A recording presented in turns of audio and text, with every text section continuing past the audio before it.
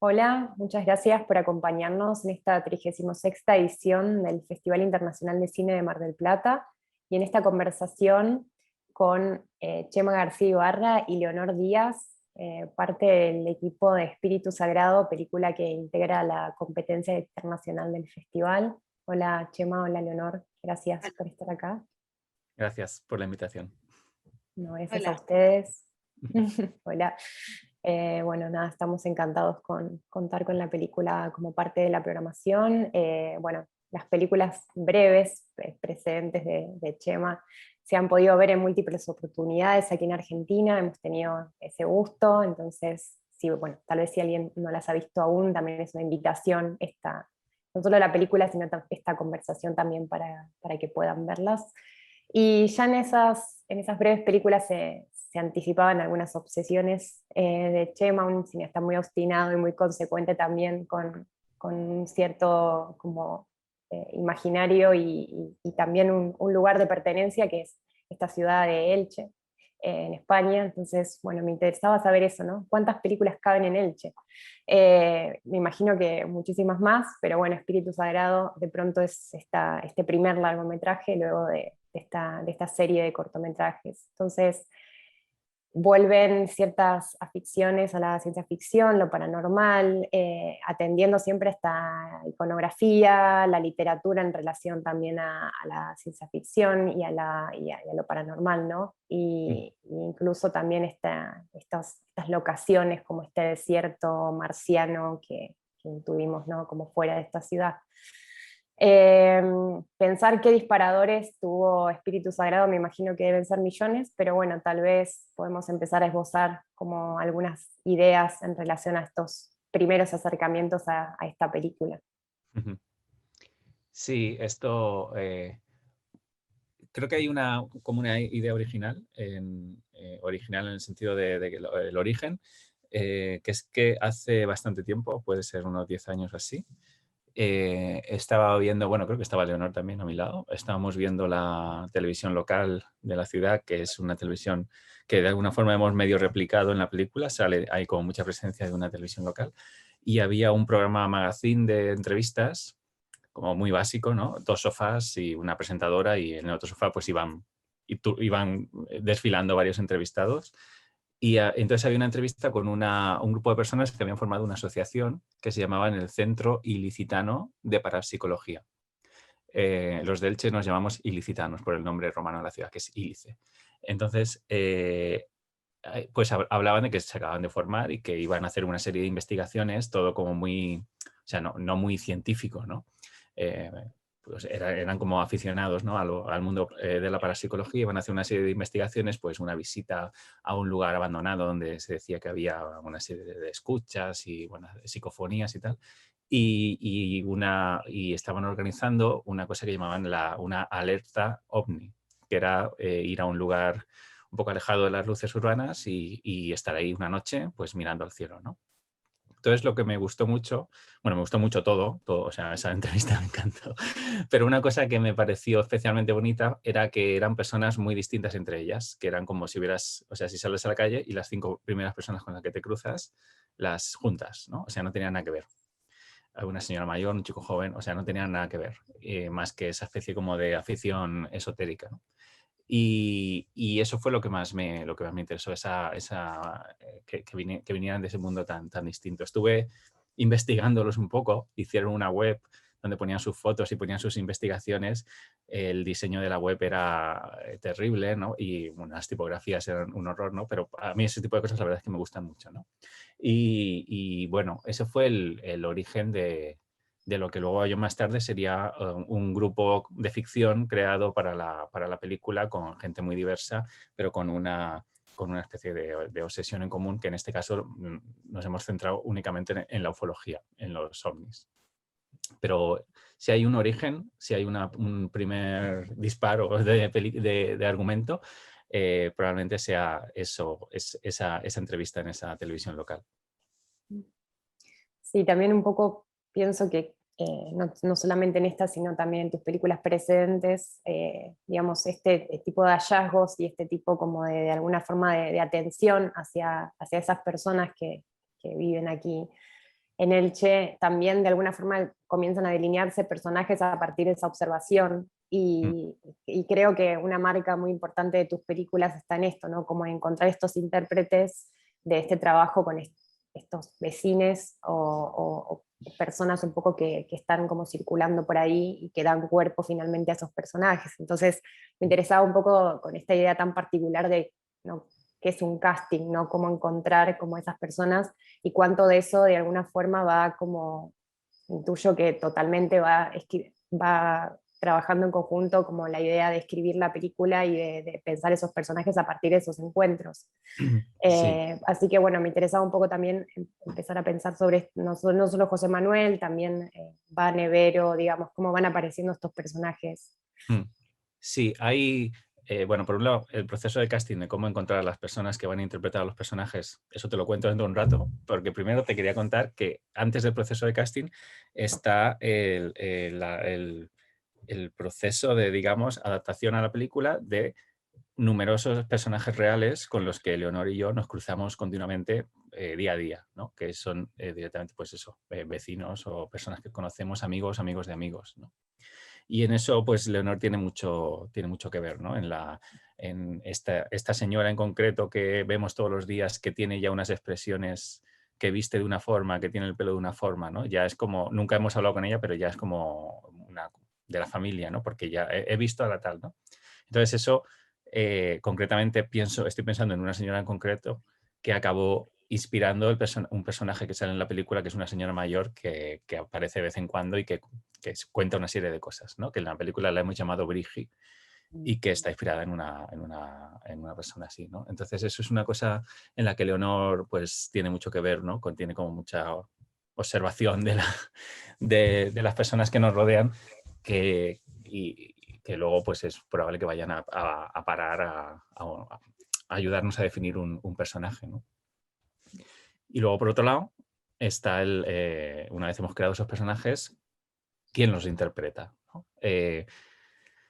Bueno, pues ahí ya tenemos un referente muy claro que son estas personas reales. Estas personas reales van y vienen, ¿no? O sea, a veces hemos tenido la fantasía de decirle a las personas reales que han inspirado en los personajes que interpreten los personajes, pero bueno, eso quizá, dependiendo del tipo de persona, puede ser un poco difícil, ¿no? Entonces, tenemos unos referentes muy claros y cuando cuando hacemos el proceso de casting, que bueno, en esta película, sí que luego hablamos de esto más en profundidad, porque ha sido muy diferente a todo lo demás, porque ha habido una pandemia durante el proceso de casting, entonces hubo que adaptarse a eso, ¿no? Pero vamos, siempre tenemos en mente cuando ha habido una inspiración de un personaje real, siempre lo tenemos en mente y cuando aparece alguien, decimos, sí, creo que es, o sea, tiene la misma aura que este personaje real en el que se inspira, ¿no? Y pues, o sea que eso nos basamos mucho en eso. Y nada, eso, pues no sé. Leonor, ¿quieres aportar algo sobre esto que es casi como tu especialidad en esto de la inspiración que viene de las personas reales con las que nos cruzamos? No, sí, yo me fijo mucho y además tenemos como ya una galería de personajes, pues yo qué sé, una señora que lleva siempre gafas de sol, aunque sea de noche, una señora que tiene las manos muy grandes. Todo eso, cuando yo leo el guión final de la peli y tengo que crear al personaje, vestirlo, Chema y yo hablamos ya de ese personaje real. O sea, me recuerda a la señora de Mercadona de no sé qué. Y él dice, sí. Entonces, es súper sencillo para mí construir el personaje a partir de algo real. O yo qué sé, un señor que lleva toda la vida en la biblioteca municipal, pues ese señor lleva ropa de los 70, Entonces, es sencillo hablar con Chema para ver cómo construir ese personaje porque ya está creado, ya lo hemos hablado 20.000 veces y existen de verdad. Aunque parezcan exagerados en la película, pero tienen mucho de real, o sea, de verdad existen, no tan, pero tienen muchas cosas en común reales. Sí, por ejemplo, la señora mayor que inspira la señora mayor de la película, es mucho más exagerada en la vida real que en la película. O sea, se pone el pelo de colores de una forma como extrañísima, como tirando los colores al azar, va hablando sola por la calle, comentarios machistas y xenófobos continuos, sí, pero hablando como hacia sí misma, ¿no? Y es una... va como, bueno, es una persona muy extraña, ¿no? Que ya es un personaje como de la ciudad y es, o sea, si lo hubiéramos replicado tal cual en la película, parecería una exageración, una cosa muy extraña. Está como mucho más suavizado. Sí. Sí, hoy cuando un poco pensaba, ¿no? Bueno, en estos tópicos un poco de la película en relación al lado paranormal, la ciencia ficción, digo, bueno, también más allá, digamos, de haber visto tus trabajos presentes, digamos, la apuesta está en encontrar un tono también, digamos, para ese relato. Y me Sí. parece que ahí hay una comunión un poco en el trabajo que hacen ustedes dos en relación un poco también a la puesta en escena, ¿no? Como hay un trabajo muy riguroso, como de crear este mundo también por momentos anacrónico, que pienso que está también lleno de detalles. No es solamente montar un escenario, ¿no? También como la impresión como de ser como, ¿no? Este lugar como creado, un poco esculpido para la película, pero digamos, esa tarea, ¿no? Como esculpir, digamos, como quitar lo que no va y de pronto tomar algo que existe, ¿no? Y entonces en ese tono, digamos, como que me parece que están ahí como muy vinculadas, como no solamente esta impronta de estos intérpretes que de alguna forma como que también incorporan, ¿no? Todo esto como, no sé, no solamente de trabajar con un texto, sino de incorporar también los errores. Entonces ahí me interesaba como un poco indagar más en este proceso de cómo encontrar ese tono desde estos dos lugares, desde la actuación y también desde la puesta en escena, la puesta en cámara. Sí, Un poco sí. amplia la pregunta tal vez, pero porque No, digo, porque hay demasiadas, pero digo, podemos de pronto te después cuento, volver te a cuento yo. repreguntar. Te cuento yo sobre la interpretación y luego si quieres Leo te cuenta un poco sobre la puesta en escena y eso cómo la plantea. Nosotros hacemos muchos encuentros antes de la película, bueno, ni siquiera son muchos, o sea, a lo mejor son 4 o 5 veces que quedamos antes de la película con los actores para hablar de las escenas, quizá interpretarlas, pero sobre todo lo que hacemos es hablar de qué es lo que quiero y que yo lo que no quiero es que actúen como un actor, porque entonces pues llamo a un actor, ¿no? Entonces, ¿por qué estoy llamando a una persona que no tiene ninguna relación con el cine?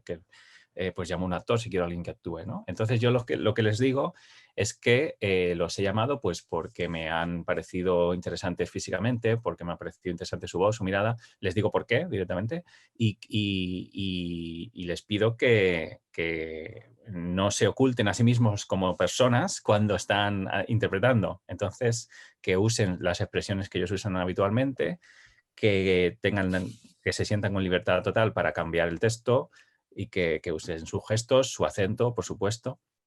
Entonces, para hacer eso, para que eso sea más fácil, lo que hacemos es leer o muy poco o incluso nada el texto. O sea, incluso se lo digo yo y ellos no lo leen, o si lo leen una vez y yo les quito el papel enseguida. Y además no les aviso de que lo van a leer una vez, ¿sabes? O sea, no les digo, toma, lo vas a leer una vez. No, se lo doy, lo leen y les quito el papel. Entonces, jugamos un montón con lo que recuerdan y ese es el trabajo, ¿no? Por lo general, si tienes que decir 5 cosas, las has leído rápido y solo una vez, pues te acuerdas de 3. Bueno, pues yo les recuerdo las otras 2 sin ningún problema, vamos trabajando en eso.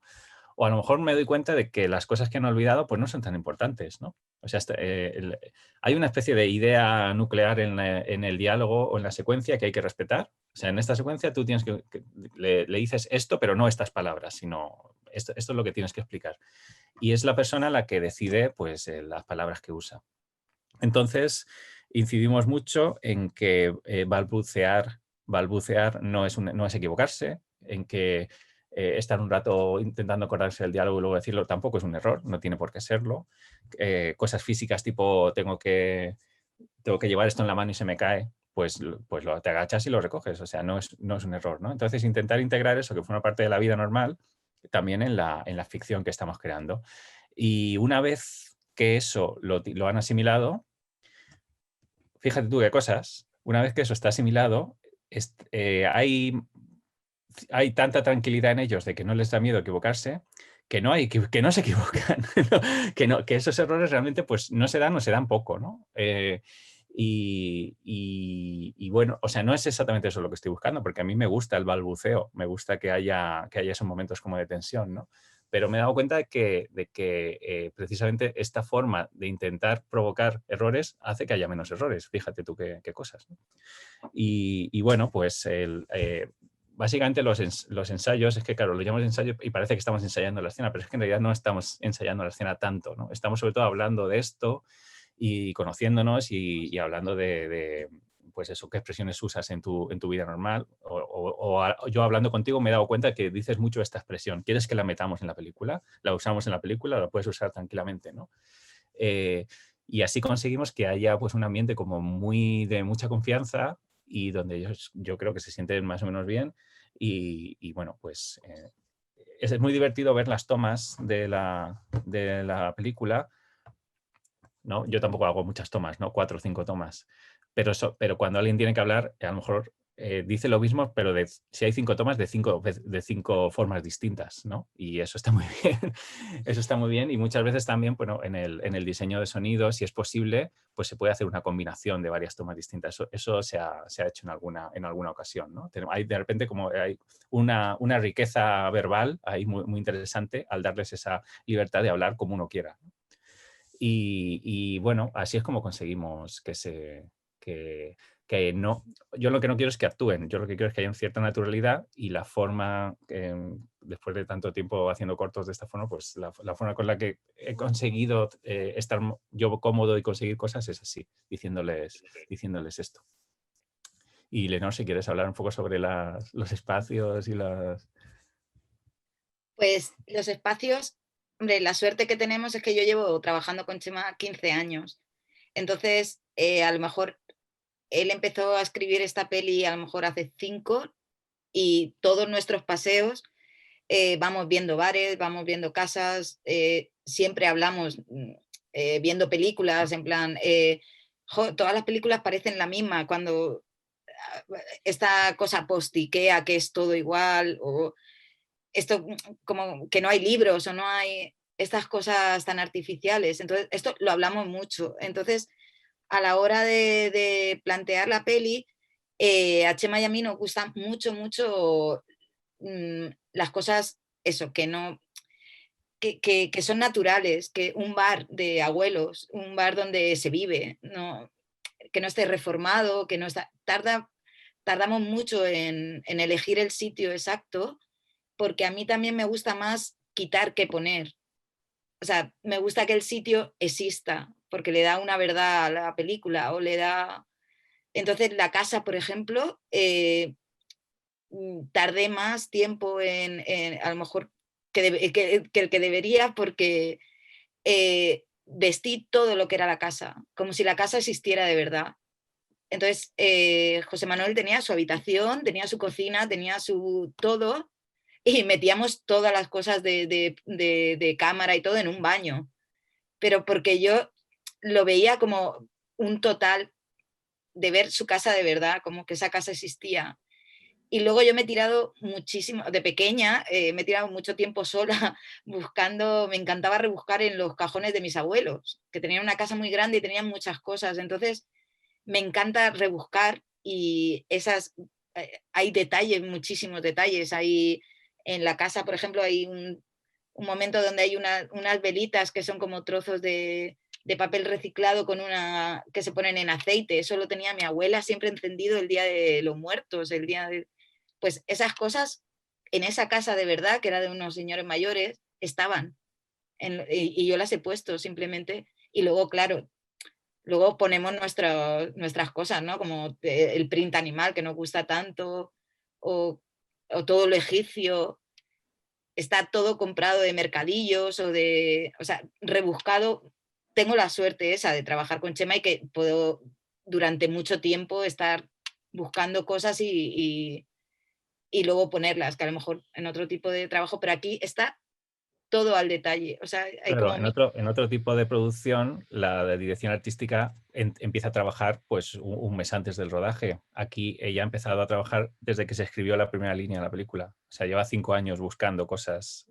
Claro, es una forma de trabajar como más como muy mano a mano desde el guión, que no es algo muy habitual, ¿no? Por eso es especial un poco la relación que tenemos Leonor y yo en esto, que es que desde el principio se están buscando cosas, ¿no? Y además que tenemos, o sea, estamos muy en contra de los almacenes de atrezo, ¿no? Que es de donde tú vas, pues alquilas el sofá, la lámpara, la televisión, tal, lo pones en el set, ruedas y luego lo devuelves, ¿no? Entonces, ¿qué pasa? Pues que en todas las películas está el mismo sofá, la misma lámpara, la misma televisión, que a veces es literalmente el mismo sofá, de verdad. O sea, no es que sea el mismo modelo, sino es que literalmente han puesto el mismo sofá. Y eso nos huele, pues eso, o sea, es muy fácil. O sea, en una tarde haces lo que nosotros hemos tardado meses, pero tienes una especie de fotocopia de una casa que ya has visto en 8 películas en la última semana. Y eso, vamos, a mí me parece una pobreza, de una pobreza total, ¿no? A mí lo que me gusta es que haya una vida. Claro, evidentemente necesitas mucho tiempo y una forma de producción, pues que en este caso, pues que como empezamos a trabajar en el guión, en el arte, pues se puede dar, ¿no? Quizá en otras películas en donde la directora de arte empieza a trabajar un mes antes, pues es mucho más complicado, claro.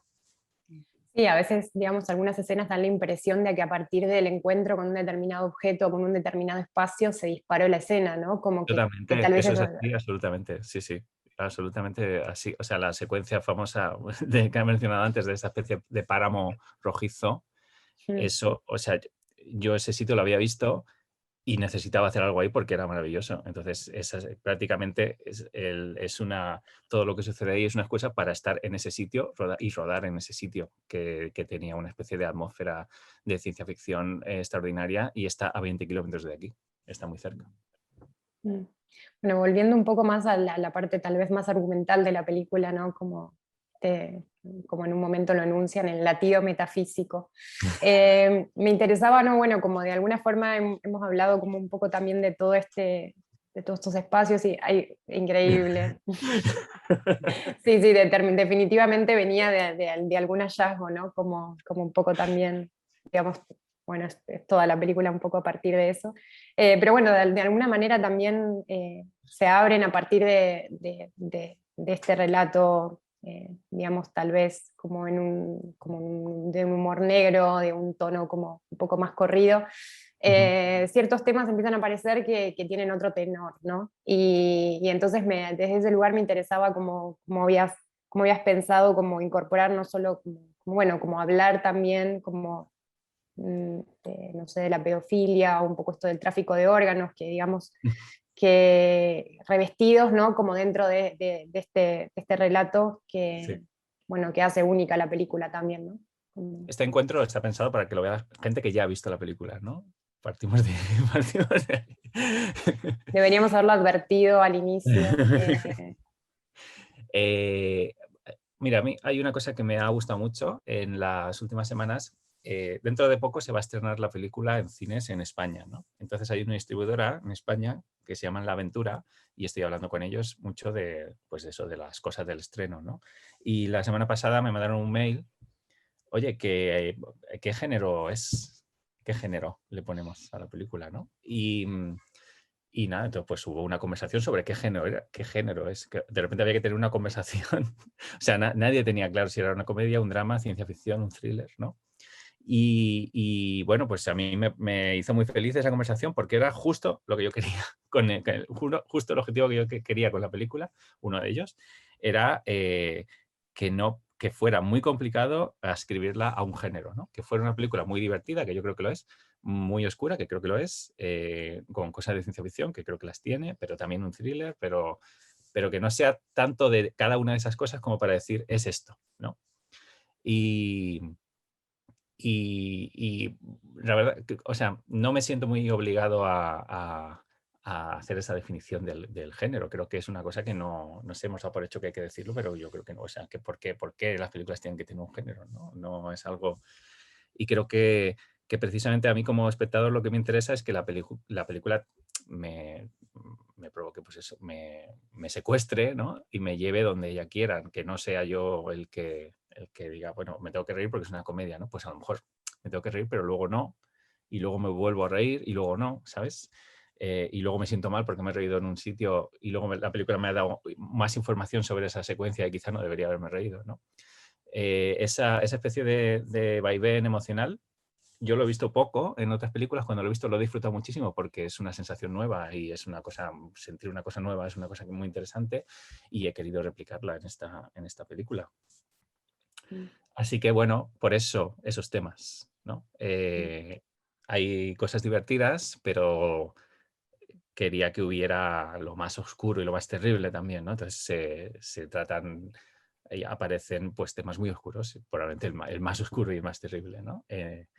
Y a la vez es una película que creo que divierte, o sea, vamos, tiene momentos que a mí me parecen muy graciosos y me gusta mucho la idea de haber hecho una película que creo que es muy graciosa, donde se hablan de los temas más terribles posibles, ¿no? Ese es un poco el inicio, digamos, conceptual que tenía yo cuando estaba pensando en la película, dónde quería llevar a la gente, ¿no? Y para eso tenía que utilizar unos temas determinados, que era, o sea, si quiero que sea oscura, no quiero que sea un poco oscura, ¿no? Vamos a hacer la oscuridad máxima, ¿no?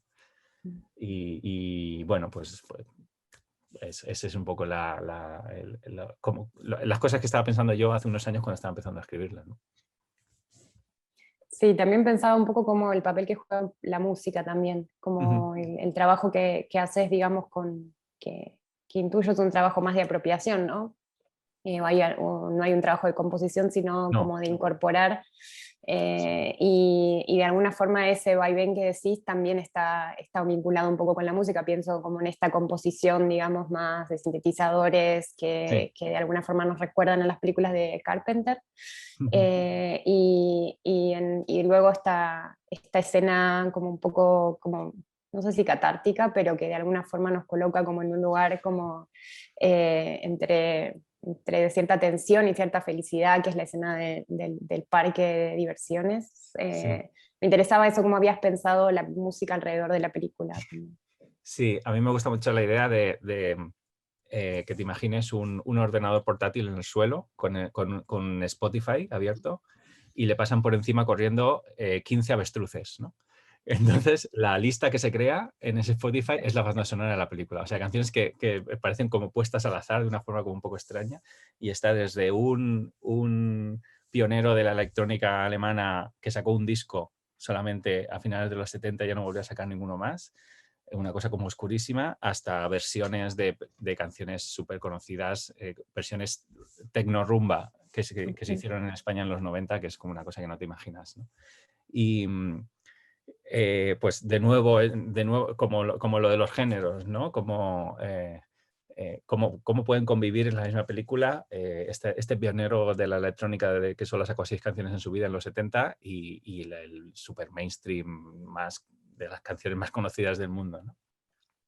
Y bueno, mezclado con sonidos de New Age también de los 90, bueno, como sonidos de un techno como también muy fuerte, como muy básico. Fue muy divertido pensar en la banda sonora. Prácticamente todo suena porque los personajes lo están escuchando, menos esta canción que viene de este músico de sintetizadores que efectivamente recuerda muchísimo a John Carpenter. Este disco salió a finales de los 70, más o menos cuando Carpenter estaba haciendo también pues esta música con estos bajos de sintetizadores así como muy y combinados con unos teclados un poco chirriantes, ¿no? Del inicio de los teclados analógicos, ¿no? Que sonaban con un sonido muy natural que a mí me gusta mucho. Y bueno, comparten un poco Carpenter y este hombre que se llama Wolfgang Riechmann, se llama, pues al final este universo técnico de finales de los 70, los sintetizadores con esos sonidos, ¿no? Pues esa canción en concreto va acompañando al protagonista, ¿no? A José Manuel, cuando él está como tramando algo, pensando algo, es un poco la canción que suena en su cabeza, ¿no? Digamos. Y me gustó mucho como llegué un poco a ella por casualidad, simplemente yo estaba escuchando, mientras estaba escribiendo la película, los discos de una discográfica alemana que se llama Sky Records, que yo como soy un poco obsesivo, me propuse escuchar un disco cada día que hubiera sacado esa discográfica alemana, que es la que sacó todo el crowd rock de finales de los 70 y como que combinaba en su discográfica rock progresivo con música experimental, empezaba ahí la música electrónica, Kraftwerk estaba un poco metido en ese círculo y luego poco a poco iba derivando hacia el New Age, ¿no? De repente los sonidos se volvían como más ambient y más relax. Y yo simplemente estaba escuchando los discos de esa discográfica mientras escribía y llegué a este disco extraordinario que se llama Wunderbar de Wolfgang Riechmann. Y concretamente dentro de ese disco escuché esta canción increíble y dije, pues de alguna forma ha habido aquí una unión inesperada entre lo que estoy escuchando y lo que estoy escribiendo y creo que puede ser, puede salir algo muy interesante. Entonces, cuando rodé una de las secuencias en las que sale la música, yo mismo en mi ordenador hice como un pequeño montaje, le puse la música y se lo enseñé a todo el mundo, se lo enseñé a Leonor, a John de Sosa, el director de fotografía con mi móvil, oye, mirad esto, porque yo no pensaba poner música o sea, pensaba poner las otras canciones que suenan, pero no lo que es la música de banda sonora, de que suena, pero nadie lo está escuchando en la película, ¿no? Y se lo puse a todos y dije, oye, esto está muy bien, ¿no? ¿Cómo queda, no? Y bueno, pues me apoyaron y finalmente ahí está en la película y la verdad es que me encanta cómo queda eso. Bueno, por último, alguna pregunta que tal vez un poco ya fue respondida, pero me interesaba saber de qué se alimentan Chema García Ibarra y Leonor Díaz, más allá de todos estos personajes y de todo lo que sucede en Elche, ¿no? También, ¿cuáles son sus referentes? Eh, Imagino que de todo tipo de artes, ¿no? No necesariamente cinematográficos. Claro, sí, puede ser. A ver, Leo, ¿dónde está? No, Chema y yo en realidad nos conocemos más por la parte musical que por la de la audiovisual. Entonces, mis referentes y lo que tenemos más en común es música y luego él me ha ido ahí alimentando con películas desde hace 20 años, pero que lo primero fue musical y luego, bueno, es que, no sé, que hable él, que se... Sí, bueno, no sé, yo siempre nos estamos fijando en... Leonor algún día va a tener algún problema legal por el tema de ir por la calle haciéndole fotos a la gente sin que la gente se dé cuenta, no sé, en algún momento se va a dar cuenta alguien de que le está haciendo una foto a la camiseta que lleva o tal y le va a llamar a la policía. Aquí hay una mujer que me está haciendo una foto, ¿esto qué pasa? No, porque ahí hay como un archivo de, bueno, no, de personas, ropas, objetos, gente que lleva algo en la mano, ¿no? Y ese tipo ese tipo de referentes como más estéticos. Y yo suelo fijarme mucho pues, hay en libros que leo, no sé, hay muchas cosas en esta película, por ejemplo, en Espíritu Sagrado, que vienen de este libro que se llama La Rama Dorada, que es como un libro súper clásico de antropología, ¿no? Del año 1900 o 1800 y pico, que es una especie como de álbum de usos y costumbres de diferentes culturas en todo el mundo, ¿no? Mira, por ejemplo, en la película hay una secuencia en un cementerio y hay un personaje se agacha a coger tierra de ahí del cementerio y dice, es que me ha dicho mi madre que le lleve tierra de un cementerio porque ella hace una cosa que es que espolvorea tierra de cementerio sobre las camas y luego la gente que duerme en esa cama duerme muy bien, ¿no? Bueno, pues eso está sacado de este libro. O sea, hay una tribu, hay una tribu que dice que la tierra que coges de una tumba provoca un profundo sueño si duermes en el sitio donde tú duermas, la tiras, ¿no? Entonces me pareció una idea tan bonita, me pareció una idea tan bella que dije, pues esto tiene que estar en algún lugar, ¿no? Pues directamente está ahí, ¿no? Entonces yo uso mucho eso de recopilar estas microideas de cosas que leo, de cosas que escucho, y las guardo todas y a lo mejor se quedan ahí durante años y cuando estoy trabajando en algo, pues simplemente las releo y simplemente por el hecho de releerlas, de releer algo que has escrito hace años y has olvidado completamente mientras estás trabajando en otra cosa, de repente pues dices, "Ay, pues quizá esto lo puedo aplicar aquí", ¿no? Utilizo mucho eso, la técnica del almacén de microideas, que son desde una palabra hasta un parrafito, hasta una foto, algo que viene en internet, ¿no? Simplemente lo guardo y me olvido, porque ese paso es importante, ¿no? El paso de olvidarse, porque luego vuelve con bastante potencia. Cuando te has olvidado y la lees, vuelve como con un resplandor muy interesante, y si ese proceso lo haces cuando estás escribiendo algo, pues a veces se une a lo que estás escribiendo de una forma como muy natural, y yo trabajo mucho así.